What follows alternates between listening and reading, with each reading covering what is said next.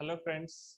So in the previous video we have discussed about the latent heat. Okay, मागच्या video मध्ये आपण latent heat बद्दल पाहिलेलं आहे बरंचसं काहीतरी. आता आपण त्याबद्दलच थोडंसं आणखीन काहीतरी जाणून घेऊया, थोडीशी एक्स्ट्राची माहिती. ओके, latent heat म्हणजे काय, जे बुक मध्ये दिलं नाही किंवा बुक मधलं पण थोडंफार पाहून घेऊया. टेबलची स्टडी करायची आपल्याला.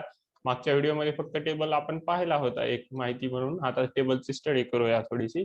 Okay, so let's start the latent heat, discuss the latent heat. Okay, so बघा, आता टेबल कडे लक्ष द्या. काय दिलेलं आहे टेबल मध्ये तुम्हाला? एक टेबल दिलाय आणि त्यामध्ये पूर्ण वॉटरचा मेल्टिंग पॉइंट म्हणजे आईसचा मेल्टिंग पॉइंट दिलाय, आईसचा बॉइलिंग पॉइंट दिलाय आणि त्याचे स्पेसिफिक हीट दिलात. मग स्पेसिफिक हीट ऑफ फ्युजन आहे. फ्युजन म्हणजे ही बॉइलिंग पॉइंटच्या वेळेस असेल का? नाही. ही हीट कधी असेल ज्यावेळेस 0 डिग्री हा मेल्टिंग पॉइंट आहे, म्हणजे वॉटरचं टेम्परेचर किती आहे? 0 डिग्री आहे. त्यावेळेस त्याला मेल्ट करायला जूल मध्ये जर मेजर केली आपण तर हीट लागेल तुम्हाला 333 किलो जूल एवढी हीट तुम्हाला आवश्यक आहे. 333 kilo joule per KG. Okay, आता तुम्ही म्हणाल सर किलो जूल कशामुळं? ओके, तर लॅटेंट हीटचं युनिट हे जूल आहे, पण इथं किलो जूल कशामुळे घेतलेलं आहे?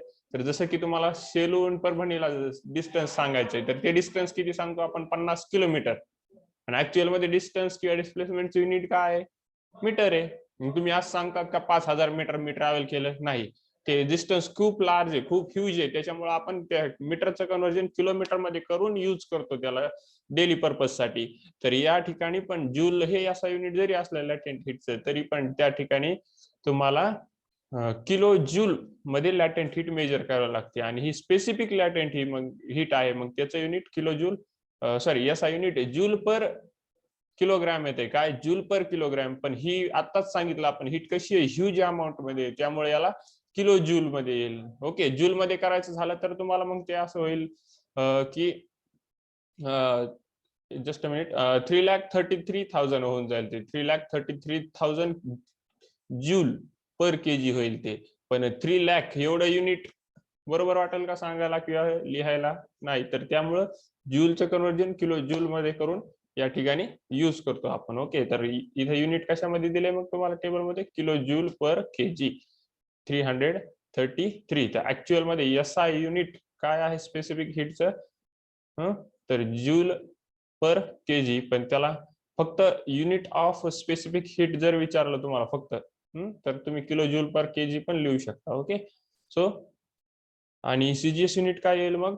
कॅलरीज पर ग्रॅम. कॅलरीज पर ग्रॅम. तर वॉटर मग आता 0 डिग्री टेम्परेचर असताना त्याचं मग स्पेसिफिक हीट सांगायची झाली तर ही सांगाल का? ही सांगाल?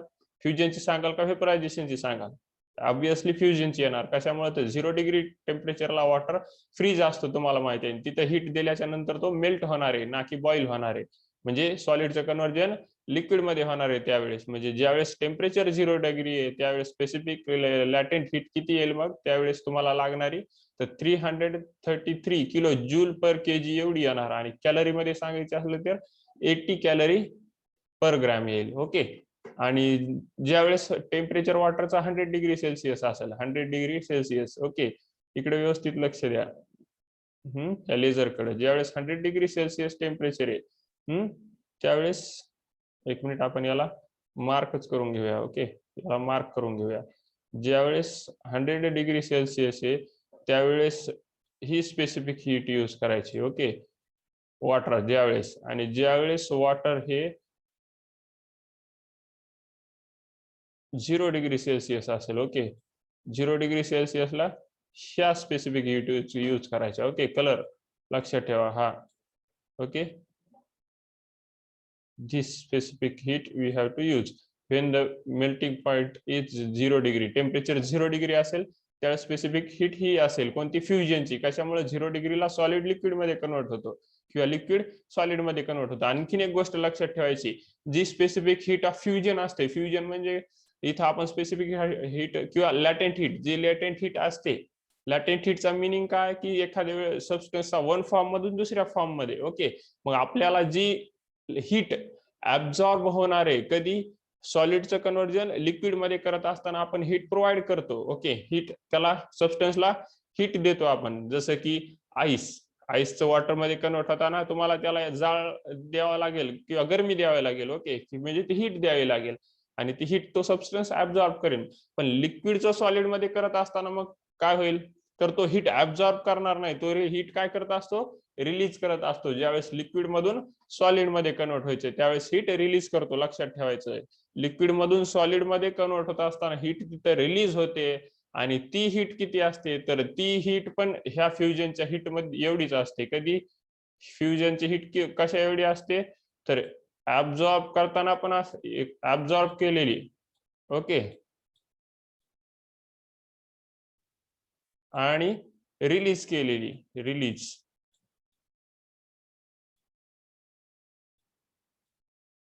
दोन्ही पण हीट कशा असतात, इक्वल असतात. दोन्ही हीट इक्वल असतात, ह्या दोन्ही हीट. ओके, आणि ह्या हीट कशाच्या इक्वल असतात, तर ह्या हीट फ्युजनच्या इक्वल असतात, दोन्ही पण हीट. ओके, तर ह्या दोन्ही हीट सेम असतात. म्हणजे ऍब्झॉर्ब हीट जर ऍब्झॉर्ब केली 0 डिग्री असताना, म्हणजे ऍब्झॉर्ब केली म्हणजे काय झालं, तर ऍब्झॉर्ब म्हणजे काय, तर सॉलिड कन्वर्ट व्हायला त्यावेळेस कोणामध्ये, लिक्विड मध्ये.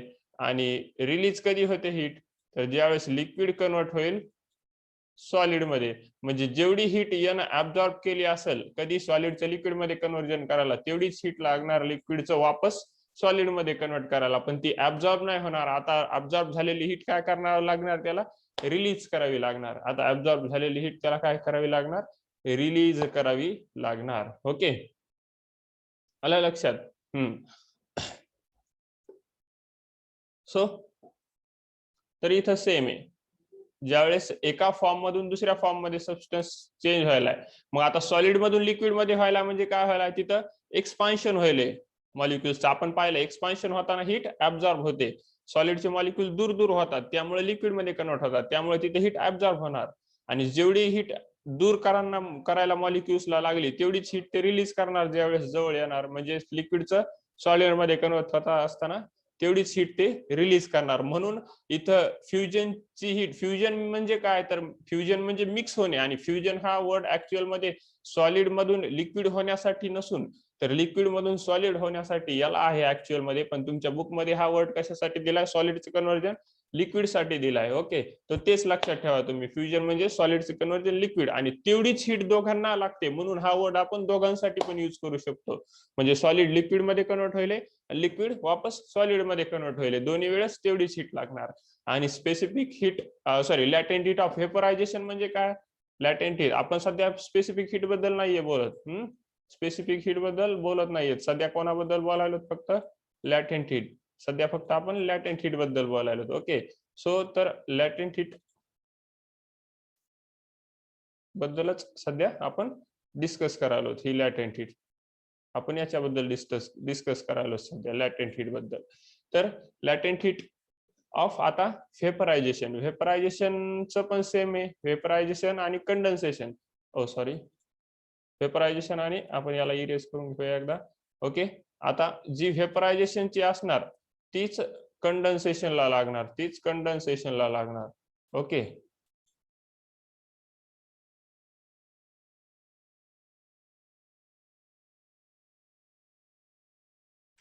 सेम हीट कंडेन्सेशनला पण लागणार, जेवढी व्हेपरायझेशनच्या वेळेस ऍब्झॉर्ब केलेली. व्हेपरायझेशन म्हणजे काय, लिक्विडचं कन्व्हर्जन गॅसमध्ये व्हायला, म्हणजे इथं मॉलिक्यूल एक्सपांड व्हायले, तर मॉलिक्यूल एकमेकापासून दूर चालले, तर ओके त्याला आपण व्हेपरायझेशन म्हणतो. आणि ज्यावेळेस कंडेन्सेशन व्हायला त्यावेळेस गॅसचं कन्व्हर्जन कशामध्ये होतंय, लिक्विड मध्ये होतंय, गॅसचं कन्व्हर्जन लिक्विड मध्ये होतंय. आणि लिक्विड मध्ये होत असताना मग गॅसचे मॉलिक्यूल जवळ येले, मग त्याचा अर्थ काय व्हायला, कॉन्ट्रॅक्शन व्हायला, कॉन्ट्रॅक्ट व्हायले ते मॉलिक्यूल. आणि आपण एका व्हिडिओमध्ये पाहिलेले की ज्यावेळेस हीट सबस्टन्स कॉन्ट्रॅक्ट होतो, हीट काय होते, रिलीज होते, हीट रिलीज होते. कॉन्ट्रॅक्शनच्या वेळेस हीट रिलीज होते, इथं हीट काय होणार, रिलीज होणार. आणि किती हीट रिलीज होणार, तर लॅटेंट हीट ऑफ व्हेपरायझेशन एवढीच हीट रिलीज होणार त्या ठिकाणी पण. ओके, म्हणजे लॅटेंट हीट ऑफ व्हेपरायझेशन आणि कंडेन्सेशनच्या वेळेस म्हणजे सॉरी गॅस मधून लिक्विड मध्ये होतानाची जी हीट रिलीज होणारी आहे, दोन्ही हीट इक्वल असणार. म्हणजे त्या किती असणार, तर त्या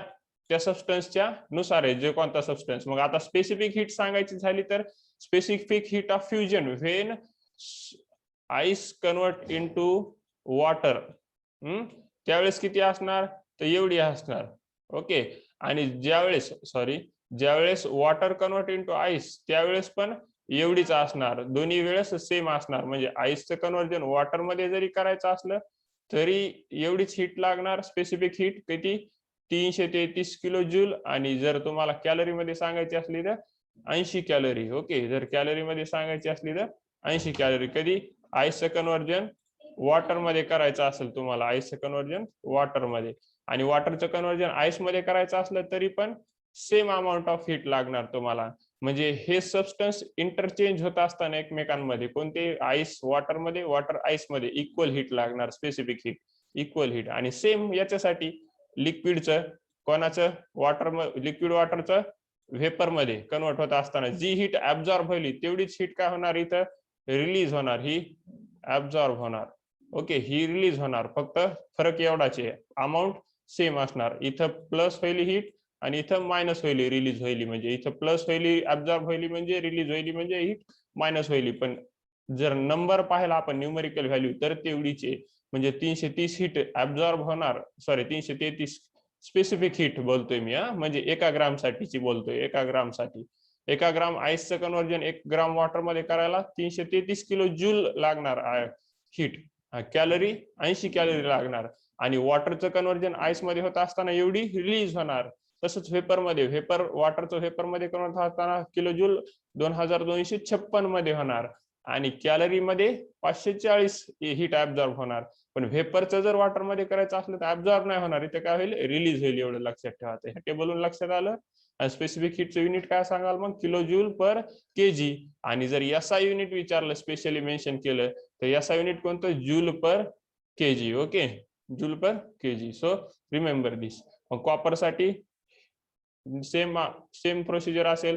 म्हणजे जे सॉलिड मधून लिक्विड मध्ये होत असताना ही एवढी ऍब्झॉर्ब होणार. आणि रिलीज कधी होणार? ज्यावेळेस लिक्विडचं सॉलिड मध्ये, गॅस लिक्विडचं गॅस मध्ये एवढी ऍब्झॉर्ब, गॅसचं लिक्विड मध्ये एवढी रिलीज. ओके. तो हा टेबल लक्षात ठेवा. तर आपण या ठिकाणी थांबूया. ओके. काही जर डाऊट्स असतील तर तुम्ही विचारू शकता.